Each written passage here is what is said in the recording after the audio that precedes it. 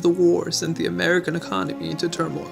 Farms and factories which had seen massive amounts of activity during the war now sat dormant. Shortly after the war ended, Americans began to worry about the Bolsheviks, a group led by Vladimir I. Lenin, which took power in Russia following a violent revolution. The Bolsheviks aspired to implement a social system with no social classes or private property. This system, called communism, threatened to dismantle and depose of capitalism, the system of free enterprise used by the United States of America and the rest of the world. Some Americans saw communism as appealing and began forming communist groups within the United States.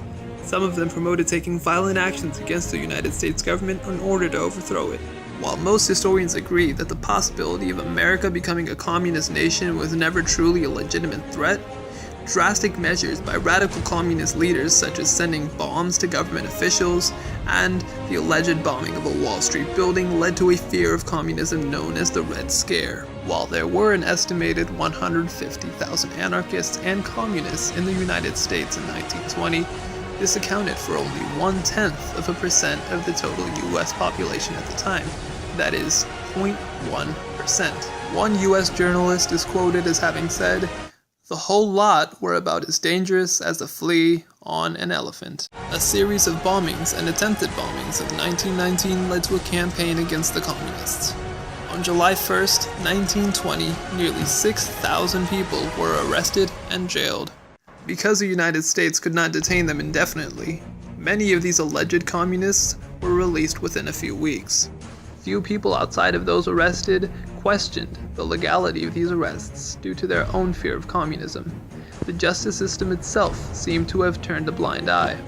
However, such was not the case in the arrests of Nicola Sacco and Bartolomeo Vanzetti. Sacco and Vanzetti were arrested in May of 1920 and charged with committing an armed robbery in which 2 men were killed.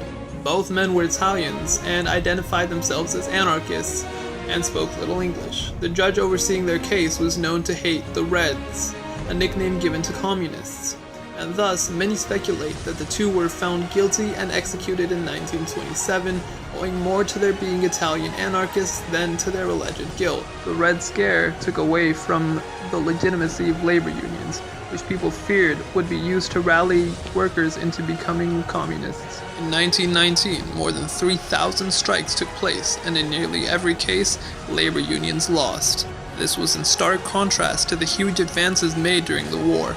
Workers had high expectations and hoped to build on their wartime achievements. They were disappointed in the reality of things. President Wilson now paid less attention to the workers, being focused on promoting his peace plan. And there were simply less jobs now that the war was over and wartime supplies were no longer needed. During the 1920s, Henry Ford revolutionized the automobile industry by making his cars more affordable. He did so by making all of his cars identical rather than custom made.